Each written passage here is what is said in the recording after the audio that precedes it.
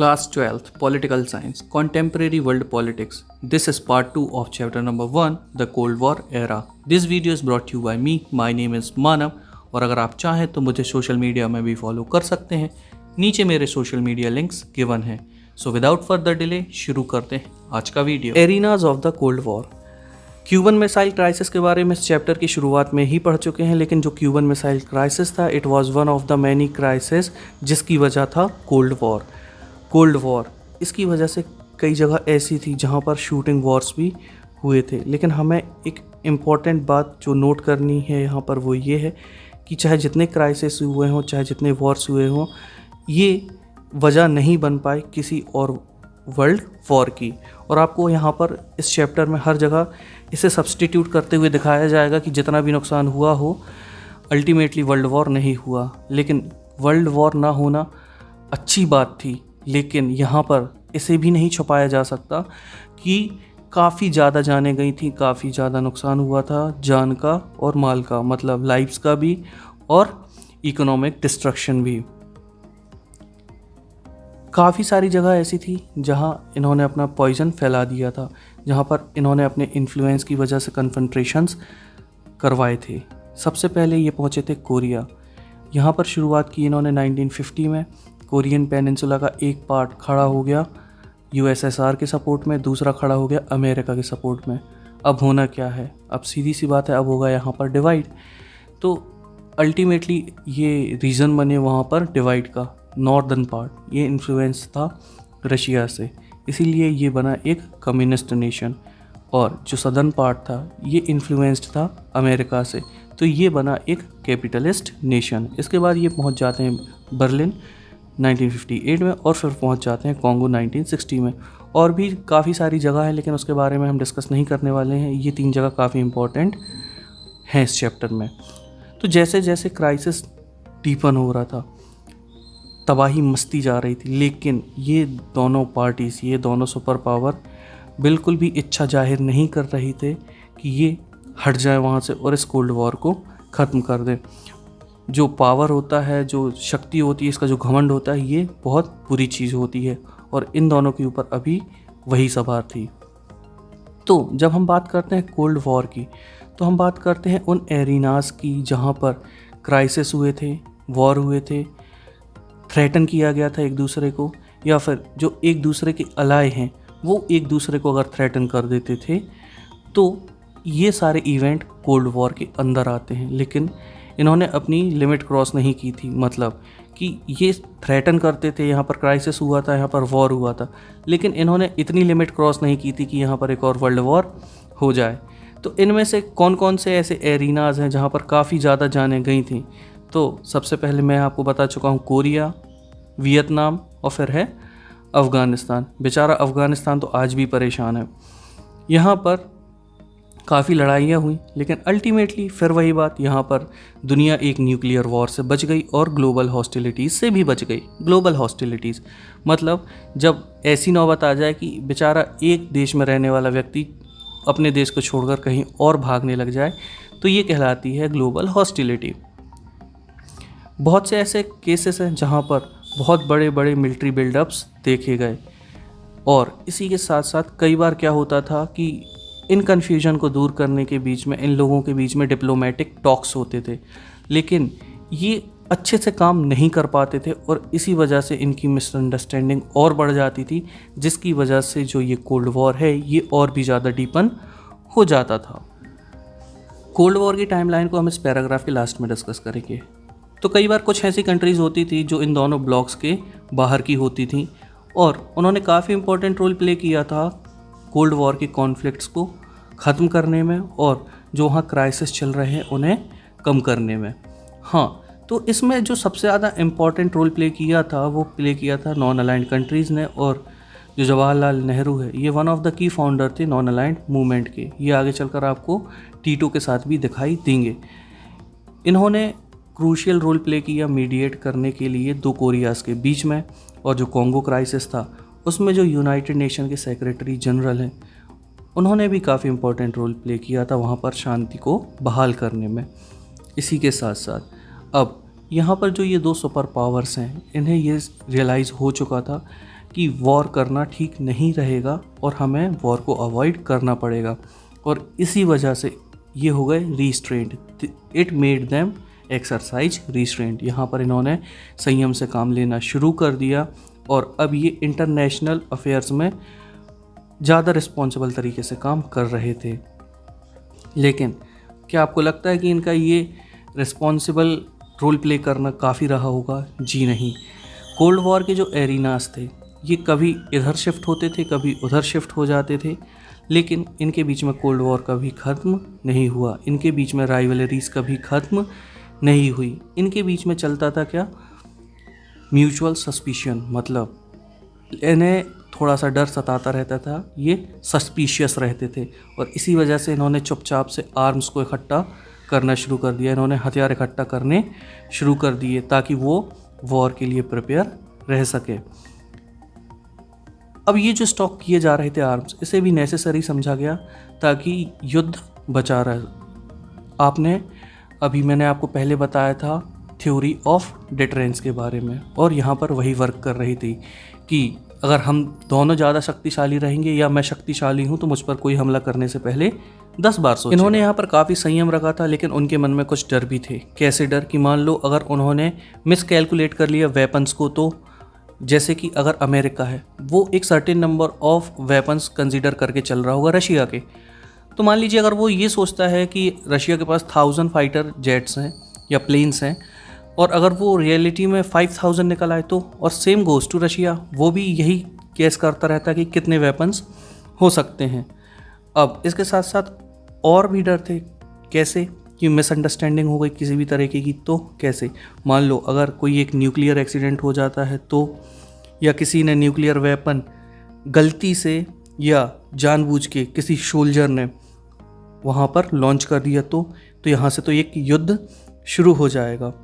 यहाँ पर एक ऐसा इंसिडेंट होगा जो कि काफ़ी डिवास्टेटिंग हो जाएगा, और जब ये इवेंट एक बार हो जाएगा तो चाहे अमेरिका लॉन्च करे चाहे रशिया लॉन्च करे, राइवल कंट्री ये तो बिल्कुल नहीं समझने वाली थी कि भैया ये एक एक्सीडेंट है, हमारा इंटेंशन आपको सैबोटाज करने का, आपको नुकसान पहुंचाने का बिल्कुल नहीं था, और ये हमसे नहीं छूटी है। यहाँ पर तो डेफिनेटली युद्ध होने ही वाला था।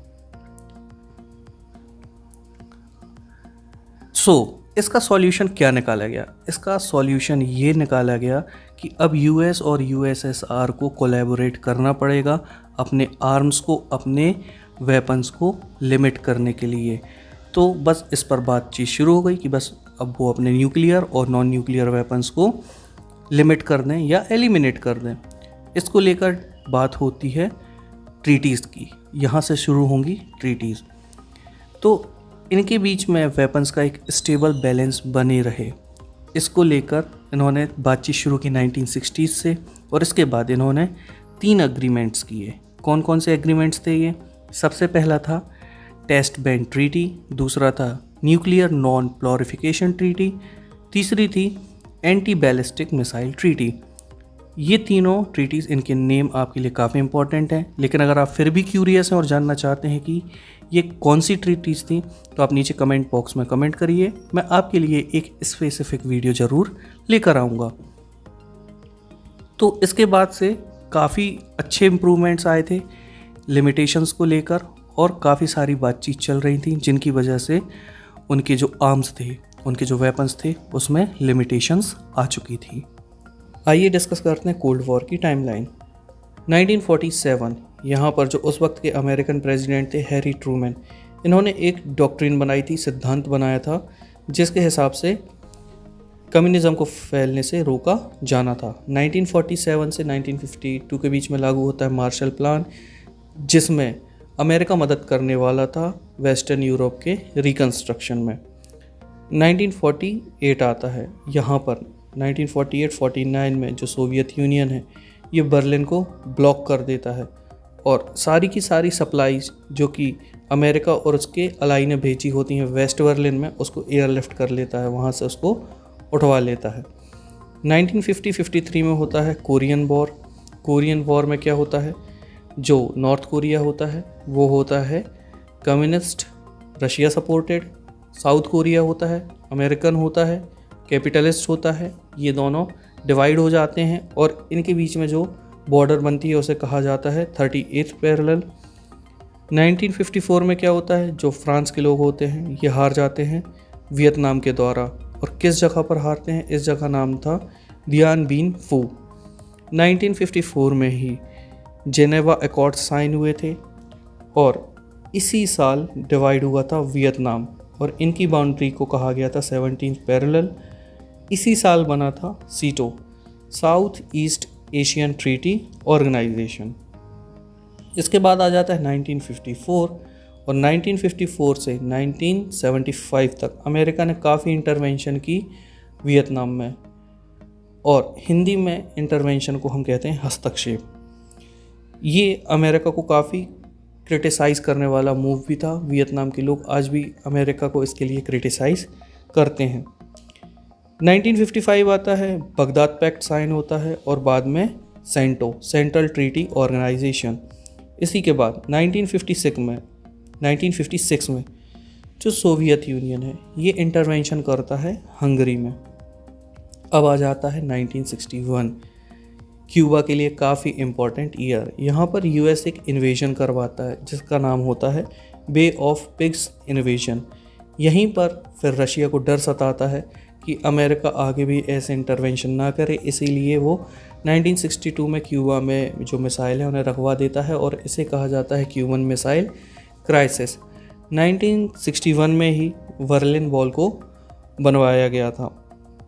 1965 डोमिनिकन रिपब्लिक में अमेरिका इंटरवेंशन करता है और 1968 में चेकोस्लोवाकिया में इंटरवेंशन करता है सोवियत यूनियन।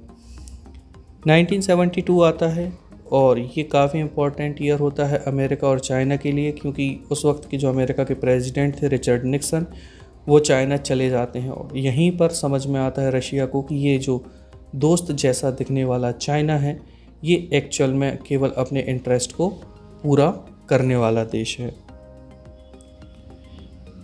1978 आता है, यहाँ पर जो वियतनाम है वो इंटरवेंशन करता है कंबोडिया में, और 1979 में ही जो सोवियत यूनियन है ये इंटरवेंशन करता है अफ़गानिस्तान में। 1985 आता है, मिखाइल गोर्बाचेव ये प्रेसिडेंट बन जाते हैं यूएसएसआर के और ये लेकर आते हैं रिफॉर्म प्रोसेस। उन्हें ये समझ में आ गया था कि यूएसएसआर का डिसइंटीग्रेशन होने वाला है, तो वो इसे कुछ सरल तरीके से करना चाहते थे। तो 1989 आता है, यहाँ पर जो बर्लिन वॉल है ये गिरा दी जाती है। बहुत ज़्यादा प्रोटेस्ट होते हैं ईस्टर्न यूरोप में गवर्नमेंट के ख़िलाफ़, ईस्टर्न यूरोप जो कि यूएसएसआर के कंट्रोल में था। 1990 में जर्मनी यूनिफाई हो जाता है और एट लास्ट 1991 में जो सोवियत यूनियन है ये डिसइंटीग्रेट हो जाता है और इसी के डिसइंटीग्रेशन के साथ जो कोल्ड वॉर का एरा रहता है वो ख़त्म हो जाता है। Challenge to bipolarity. हम पहले ही देख चुके हैं कि कैसे कोल्ड वॉर के वक्त दुनिया दो ग्रुप्स में बढ़ती जा रही थी, जहां उनके पास ऑप्शन होता था कि जहां पर उन्हें किसी न किसी एक अलायंस को ज्वाइन करना पड़ेगा, लेकिन यहाँ पर नॉन अलाइंड पॉलिसी ने ऑप्शन अवेलेबल कराया तीसरा, जहाँ पर अभी अभी डीकोलोनाइज हुई कॉलोनीज़ जो कि एशिया से थी, अफ्रीका से थी और लैटिन अमेरिका से थी, ये तीसरा ग्रुप ज्वाइन कर सकती थी या फिर वो इनमें से किसी भी अलायंस का पार्ट नहीं बनना चाहती थी। नॉन अलाइंड मूवमेंट के जो फाउंडेशन का क्रेडिट है ये जाता है यूगोस्लाविया के जोसेफ ब्रोज टीटो को, इंडिया के जवाहरलाल नेहरू को और इजिप्ट के लीडर गमाल अब्देल नशेर को।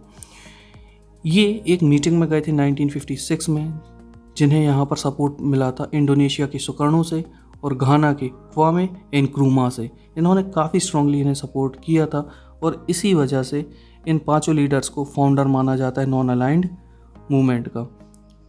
नॉन अलाइंड मूवमेंट का पहला समिट हुआ था बेलग्रेड में 1961 में और यहाँ पर 3 कल्मिनेशन फैक्टर थे। यहाँ पर 3 फैक्टर्स को मद्देनज़र रखा गया था और वो क्या था, वो ये था कि ये जो 5 कंट्रीज़ हैं इनके बीच में कोऑपरेशन बना रहे, कोल्ड वॉर की टेंशन को बढ़ने से रोकें और साथ ही साथ उसके एरियाज़ को भी।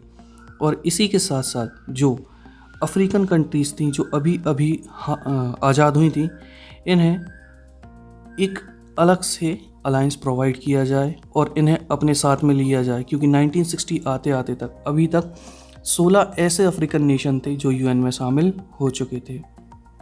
जो पहला समिट था इसमें 25 से भी ज़्यादा मेंबर्स ने अटेंड किया था, और इसी के साथ साथ जैसे जैसे साल गुजरते चले गए जो मेंबरशिप थी नॉन अलाइंड मूवमेंट की ये काफ़ी हद तक बढ़ चुकी थी।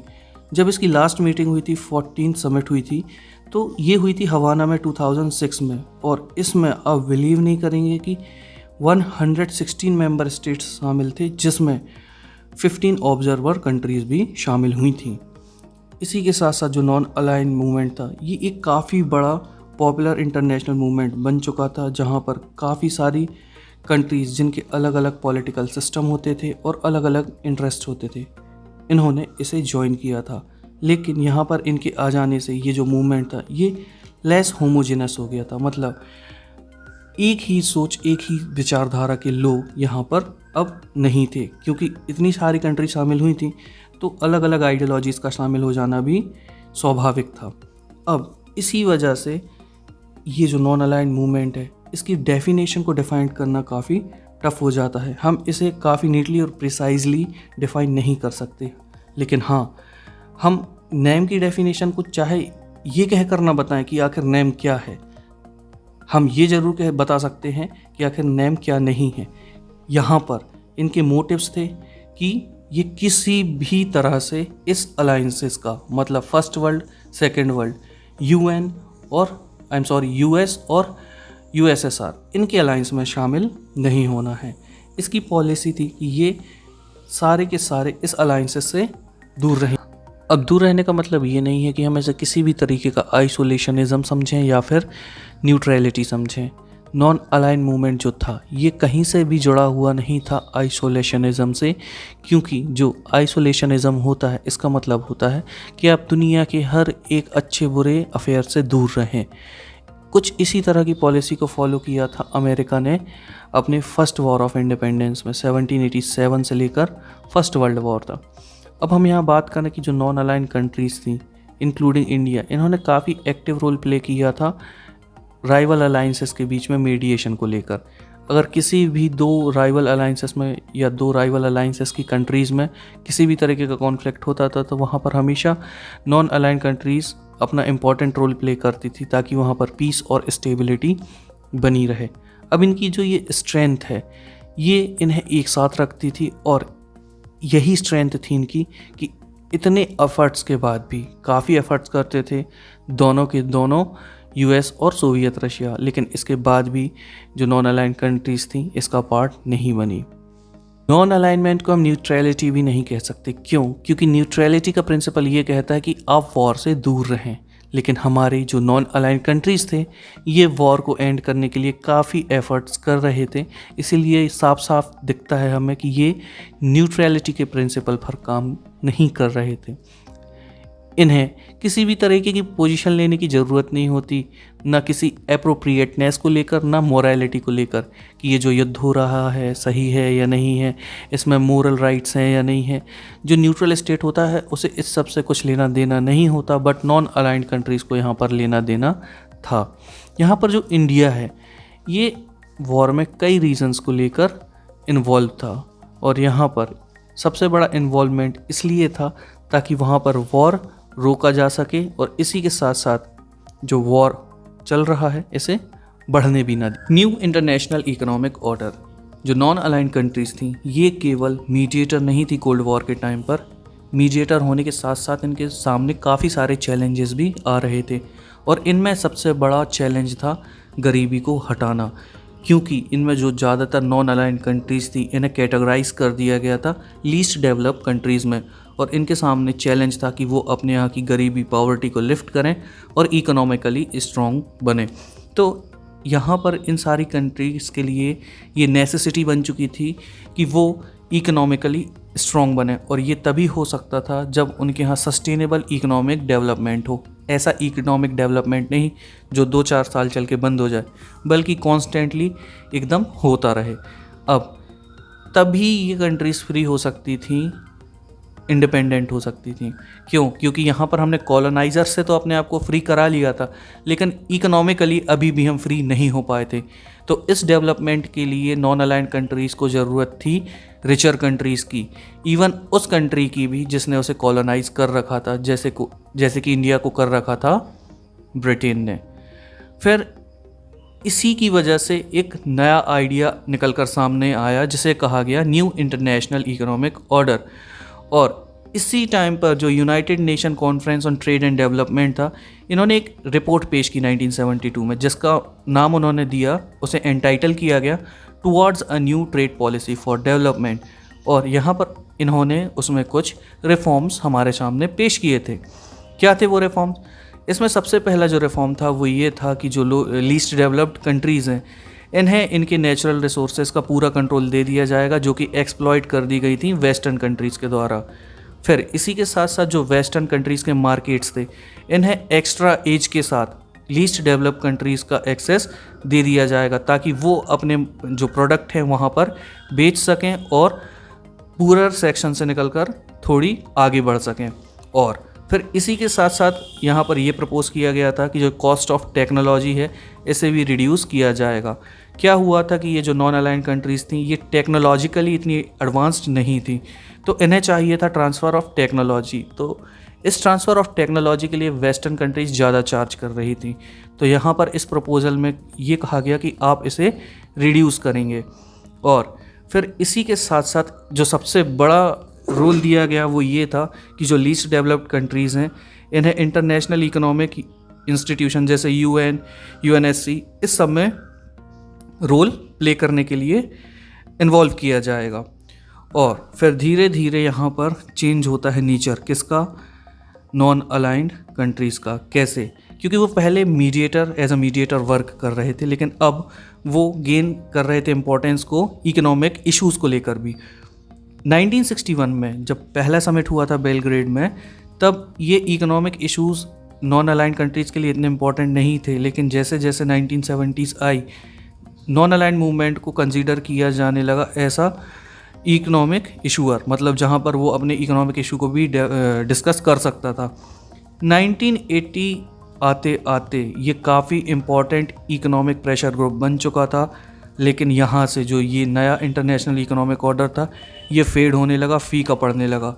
और इसका कारण क्या था कि क्योंकि यहाँ पर जो वेस्टर्न कंट्रीज़ हैं, इन्होंने अपनी यूनिटी दिखाते हुए ये जो प्रपोजल्स थे इनका विरोध किया, और दूसरी तरफ जो नॉन अलाइंड कंट्रीज़ थी, ये काफ़ी स्ट्रगल कर रही थी यूनाइट रहने के लिए ही, ये यूनाइट तक नहीं रह पा रही थी। और दूसरी ओर जो वेस्टर्न कंट्रीज़ थी, इन्होंने इसका अच्छा खासा विरोध किया था। India and the Cold War. तो as a leader of non aligned movement, India ने अपने रोल को कोल्ड वॉर में 2 लेवल्स पर काफ़ी इंपॉर्टेंटली प्ले किया था। पहले लेवल पर उसने अपने आप को काफ़ी दूर रखा था इन दोनों अलाइंसेस से, इन दोनों अलाइंसेस में खुद को शामिल नहीं होने दिया था। फिर दूसरे लेवल पर इन्होंने क्या किया था, क्योंकि नई नई कंट्रीज़ बनकर सामने आ रही थी, डीकोलोनाइजेशन भी उस वक्त चल रहा था, तो जो नए नए कंट्रीज़ आज़ाद हो रहे थे, तो ये जो दोनों सुपर पावर्स हैं, ये जो दोनों अलाइंसेस हैं, ये उन पर अपना इन्फ्लुएंस डालकर उन्हें खुद में शामिल करने की कोशिश कर रहे थे। और इसी के खिलाफ इंडिया अपनी वॉइस काफ़ी स्ट्रांगली रेस कर रहा था कि आप इन अलाइंसेस का पार्ट ना बने। अब जो इंडिया की पॉलिसी थी, ये ना तो नेगेटिव थी और ना ही पैसिव थी, मतलब किसी भी तरीके की ये नेगेटिव पॉलिसीज़ को फॉलो नहीं कर रहे थे और काफ़ी एक्टिवली इसमें काम कर रहे थे। इसी के साथ साथ जो नेहरू थे, इन्होंने दुनिया को ये भी याद दिलाया कि जो नॉन अलाइनमेंट की पॉलिसी है, इसका मतलब ये नहीं है कि आप भाग जाओ। It's not a policy of flaying away. On the contrary मतलब इसके विपरीत, इंडिया काफ़ी एक्टिवली उन अफेयर्स में पार्टिसिपेट कर रहा था जो सॉफ्टन कर सकती थी इस कोल्ड वॉर की राइवलरीज़ को। इंडिया पूरे के पूरे एफर्ट कर रहा था, पूरी कोशिश कर रहा था उन अफेयर्स में इन्वॉल्व होने की, जिससे ये कोल्ड वॉर ढीला पड़ सके, कम हो सके।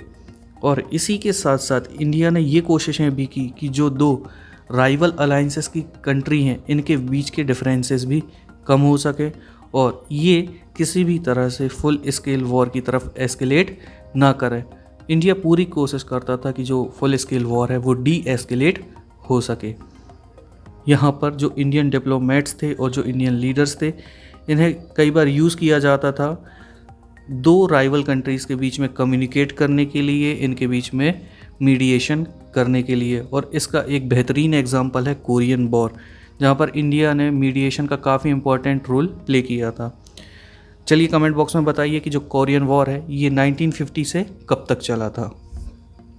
आगे बढ़ते हैं। It is important to remember that India chose to involve other member of non aligned group in this mission. अब जहाँ इंडिया एक तरफ कोरिया जैसी कंट्रीज़ के बीच में जो एक दूसरे की राइवल थी मीडिएशन कर रहा था, इसने साथ में और भी जो पार्टिसिपेंट्स थे नॉन अलाइंड कंट्रीज़ के, इन्हें ये रिस्पॉन्सिबिलिटीज़ दी कि जाइए आप भी ऐसी कंट्रीज़ के बीच में जो दो अलाइंसेस के कारण राइवल हो चुकी हैं, इनके बीच में डिफरेंसेस कम करिए और इनके बीच में कम्युनिकेट करिए। कोल्ड वॉर के टाइम पर इंडिया ने काफ़ी एक्टिव रहने की कोशिश की और एक्टिवेट करने की कोशिश की उन इंटरनेशनल और रीजनल ऑर्गेनाइजेशन को जो किसी भी तरीके के अलाइंसेस का पार्ट नहीं थे, चाहे वो यूएस के अलाइंसेस हों चाहे यूएसएसआर के अलाइंस। नेहरू जेन्युइनली काफ़ी फेथ रखते थे एक ऐसे कॉमनवेल्थ ग्रुप पर जो फ्री हो और इनके बीच की कंट्रीज एक दूसरे के साथ कोऑपरेटिंग हो, जिससे ये काफ़ी इम्पॉर्टेंट रोल प्ले कर सकें इस कोल्ड वॉर को सॉफ्ट करने में, चाहे वो इसे ख़त्म कर पाएँ या ना कर पाएँ। काफ़ी लोग ये सजेस्ट करते हैं कि नॉन अलाइनमेंट की पॉलिसी इंडिया को इंटरनेशनल स्टेज में अपने इंटरेस्ट को सर्व करने नहीं देती थी, लेकिन ऐसा नहीं था। एटलीस्ट यहाँ पर दो रीज़न गिवन है हमारे पास, जिससे हम ये कह सकते हैं कि नॉन अलाइंड पोस्चर इंडिया के इंटरेस्ट को काफ़ी हद तक सर्व किया करता था। तो पहला क्या है? पहला ये है कि जो इंटरनेशनल स्टेज होते थे यहाँ पर इंडिया अपना जो डिसीज़न है वो खुद के इंटरेस्ट के लिए ज़्यादा ले सकता था। मतलब अगर इंडिया खुद के लिए कुछ करना चाहता है तो वहाँ पर वो अपने डिसीजंस को ले सकता था, वो इंडिया के लिए बेनिफिशियल होता था, चाहे वो दोनों के दोनों सुपर पावर, दोनों के दोनों अलाइज उनके लिए हो या ना हो। और सेकेंडली यहाँ पर इंडिया ने अपना जो बैलेंस है ये काफ़ी अच्छे से बनाया हुआ था दोनों सुपर पावर्स के बीच में।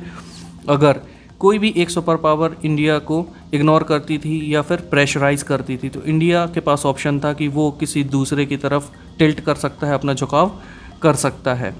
तो इसी वजह से इस अलायंस सिस्टम में इंडिया को कोई भी हल्के में नहीं ले सकता था या फिर इंडिया को बुली नहीं कर सकता था। अब इसी के साथ साथ जो क्रिटिक्स हैं ये नॉन अलाइनमेंट पॉलिसी को काफ़ी क्रिटिसाइज़ करते हैं, लेकिन यहाँ पर जो मेन दो क्रिटिसिज्म है ये गिवन है। पहला क्या है? पहला ये है कि जो इंडिया के इंटरेस्ट हैं, जो इंडिया की नॉन अलाइनमेंट पॉलिसी है ये अनप्रिंसिपल्ड है, इसके कोई भी प्रिंसिपल नहीं है और इंडिया केवल नेशन इंटरेस्ट के नाम पर अपना एक फर्म स्टैंड नहीं रख पाता किसी भी इंटरनेशनल इशू को लेकर। मतलब कुछ भी एक मुद्दा अगर मान लीजिए इंटरनेशनल स्टेज में रेज़ होता है और वहाँ इंडिया की ज़रूरत है और इंडिया को ये महसूस होता है कि नहीं मुझे यहाँ खड़ा नहीं होना, तो वो नेशन इंटरेस्ट के नाम पर उस जगह को टोटली रिफ्यूज़ कर देती थी, अपना कोई भी एक स्टैंड वहाँ पर नहीं रखती थी। इसी के साथ साथ it is suggested that India was consistent and took contradictory posture. अब यहाँ पर यह कहा जाता है वैसे तो इंडिया ये शो करती थी कि भाई वो किसी की तरफ अलाइनमेंट नहीं रखती है, लेकिन यहाँ पर क्रिटिक्स ये कहते हैं कि नहीं ऐसा नहीं है। कई बार ऐसा हुआ है कि इंडिया दिखाता कुछ और था और होता कुछ और था, वो एकदम कॉन्ट्राडिक्टरी होता था, विरोधाभासी होता था। कैसे? इसका एक एग्जाम्पल गिवन है कि 1971 में अगस्त में इंडिया ने ट्रीटी साइन की थी, treaty of friendship with USSR, और ये ट्रीटी 20 साल के लिए थी। तो यहाँ पर ये जो ट्रीटी थी ये ऑब्जर्वर के द्वारा कहा जाता है कि इसे इंडिया ने इसलिए साइन किया था ताकि वो अपने लिए सपोर्ट गेन कर सके, डिप्लोमेटिक सपोर्ट और मिलिट्री सपोर्ट, क्योंकि उसी वक्त बांग्लादेश क्राइसिस चल रहा था तो इंडिया को सपोर्ट की ज़रूरत तो थी। लेकिन हाँ फिर भी ये एक ऐसी ट्रीटी थी अकॉर्डिंग टू द बुक कि इसने भारत को यूएस के साथ अच्छे रिलेशंस बनाने से नहीं रोका। ये जो नॉन अलाइनमेंट की पॉलिसी थी, स्ट्रेटेजी थी, ये सामने आई थी कोल्ड वॉर की वजह से। लेकिन जब 1991 आया तो यूएसएसआर के डिसइंटीग्रेशन की वजह से यहाँ पर कोल्ड वॉर ख़त्म हो गया था। इसके डिसइंटीग्रेशन के बारे में हम चैप्टर 2 में पढ़ेंगे। लेकिन हाँ, यहाँ पर जब कोल्ड वॉर ख़त्म हुआ तो यहाँ पर इंडिया ने अपने रिलेवेंस को, अपनी इफ़ेक्टिवनेस को खो दिया था, both as an international movement, और इसी के साथ साथ यहाँ पर इंडियन फॉरेन पॉलिसी का भी ये पार्ट अब नहीं बन सकता था। लेकिन हाँ, कुछ ऐसे कोर वैल्यूज़ और आइडियाज़ थे जो बचे रहे। वो क्या थे? वो ये आइडियाज़ थे कि जो डीकोलोनाइज्ड स्टेट हैं ये एक दूसरे के साथ हिस्टोरिकली इम्पोर्टेंस शेयर करते हैं, और अगर वो एक साथ आ जाएं तो काफ़ी पावरफुल बन सकते हैं। इसका मतलब ये था कि यहाँ पर जो पुअर कंट्रीज़ हैं, चाहे वो बहुत छोटी भी हों, तो ज़रूरी नहीं है कि वो किसी जो बड़ी पावर है उसको फॉलो करें। वो अपनी फॉरेन पॉलिसी को इंडिपेंडेंटली परस्यू कर सकते हैं। यहाँ पर ये बेस्ड था, किस पर बेस्ड था? एक ऐसे इंटरनेशनल सिस्टम पर जहाँ आप कंट्रीज़ को डेमोक्रेटाइज कर सकते हैं एक अल्टरनेटिव की तरह, और यहाँ पर आपको किसी को फॉलो करने की ज़रूरत नहीं पड़ेगी। इनमें से कुछ आइडियाज़ ऐसे थे जो कोल्ड वॉर के ख़त्म होने के बाद भी रिलेवेंट रहे। Arms control treaties. Cold war के ड्यूरेशन में दोनों जो सुपर पावर्स थी ये गैस करती रहती थी कि हमारा जो राइवल है उसने पता नहीं कितने हथियार इकट्ठे कर लिए होंगे, कितने न्यूक्लियर वेपन्स रहे होंगे, या इसे लेकर वो एक प्रोबेबिलिटी सेट करते रहते थे, और इसी वजह से उनके मन में एक डर बना रहता था। तो इन दोनों सुपर पावर्स ने इसका एक सॉल्यूशन निकाला कि अब ये ट्रीटी साइन करेंगे आर्म्स के कंट्रोल को लेकर। तो इसी में जो सबसे पहली ट्रीटी थी ये थी लिमिटेड टेस्ट बैन ट्रीटी। इसके हिसाब से जो न्यूक्लियर वेपन्स थे इनके टेस्ट पर बैन लग जाना था। किस जगह पर? एटमॉस्फेयर में, आउटर स्पेस में और अंडर वाटर में। कुल मिला के हर एक जगह पर ये बैन चाहते थे। इसे साइन किया था यूएस, यूके, यूएसएसआर ने ऑन 5 अगस्त 1963 में, और ये लागू हुई थी। It came into force on 10 अक्टूबर 1963। अब बारी आती है एनपीटी की, न्यूक्लियर नॉन प्रोलिफरेशन ट्रीटी की। ये एक लिमिटेशन सेट करता था दो कंट्रीज़ के बीच में। अब कौन सी दो कंट्रीज़ थी वो? पहली वो थी जिन्होंने न्यूक्लियर वेपन्स को टेस्ट कर लिया था, ये जिनके पास न्यूक्लियर वेपन्स थे, और उनके बीच में जिन्होंने अभी तक कोई भी टेस्ट नहीं किया था। ये रोक देना चाहती थी, ये ट्रीटी रोक देना चाहती थी उन देशों को जो न्यूक्लियर वेपन्स अभी तक टेस्ट नहीं कर पाए थे। इस ट्रीटी के हिसाब से न्यूक्लियर वेपन स्टेट वो है जिसने 1 जनवरी 1967 के पहले किसी भी तरह के न्यूक्लियर वेपन को अक्वायर कर लिया है, मैन्युफैक्चर कर लिया है, उसे टेस्ट कर लिया है, या किसी भी तरह की न्यूक्लियर एक्सप्लोजिव डिवाइस को बना लिया है। उस वक्त इस लिस्ट में 5 देश शामिल थे। पहला था यूएस, दूसरा था यूएसएसआर, ब्रिटेन, फ्रांस और चाइना। इसे साइन किया गया था वाशिंगटन, लंदन और मॉस्को में 1 जुलाई 1968 में, और ये it came into force on 5 मार्च 1970, और इसे इंडेफिनेटली मतलब हमेशा के लिए बढ़ा दिया गया 1995 में। अब बारी आती है सॉल्टपन की, स्ट्रेटेजिक आर्म्स लिमिटेशन टॉक्स। इसके हिसाब से जो आर्म्स थे, जो वेपन्स थे, इनमें लिमिटेशंस को सेट किया जाना था। तो इसका जो सबसे फर्स्ट राउंड शुरू हुआ था, ये शुरू हुआ था नवंबर 1969 में। यहाँ जो सोवियत लीडर थे लियोनिद ब्रेजनेव और यूएस प्रेसिडेंट रिचर्ड निक्सन, इन्होंने मीटिंग की थी 26 मई 1972 को, और यहाँ पर उन्होंने बात की थी कि वो एक लिमिटेशन को सेट करेंगे एंटी बैलिस्टिक मिसाइल सिस्टम को, और इसी के साथ साथ जो इनके पास काफ़ी ज़्यादा ऑफेंसिव आर्म्स थे इस पर भी टेम्परेरीली मतलब इंटर्म एग्रीमेंट हुआ था लिमिटेशंस को सेट करने के लिए। ये लागू हुई थी, it came into force on 3 अक्टूबर 1972। इसके बाद आता है salt 2, strategic arms limitation talks second. ये शुरू हुआ था नवंबर 1972 में। यहाँ पर यूएस के जो प्रेसिडेंट थे जिमी कार्टर और जो सोवियत लीडर थे लियोनिद ब्रेजनेव, इन्होंने इसे साइन किया था वियना में 18 जून 1979 में। अब लिमिटेशंस की बात हो चुकी, अब बात आएगी रिडक्शन की।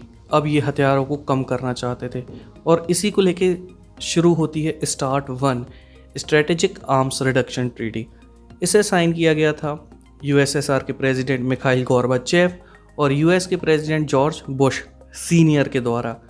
और इन्होंने यहाँ पर जो आर्म्स थे जो काफ़ी ऑफेंसिव हुआ करते थे उनके रिडक्शन को लेकर और लिमिटेशंस को लेकर टॉक्स शुरू की थी ऑन 31 जुलाई 1991, और ये हुई थी Moscow. Start second, strategic arms reduction treaty 2। इसे साइन किया गया था रशियन प्रेसिडेंट बोरिस येल्सिन और US president George Bush senior के द्वारा 3 जनवरी 1993 को, और ये हुई थी मॉस्को में। So friends, this is the end of this video. अगर आपको वीडियो पसंद आया तो प्लीज़ वीडियो को लाइक कीजिए और हमारे चैनल को सब्सक्राइब कीजिए। कोई भी डाउट है नीचे कमेंट कीजिए, मैं आकर आपका रिप्लाई ज़रूर करूँगा। तब तक पढ़ते रहिए, खुश रहिए।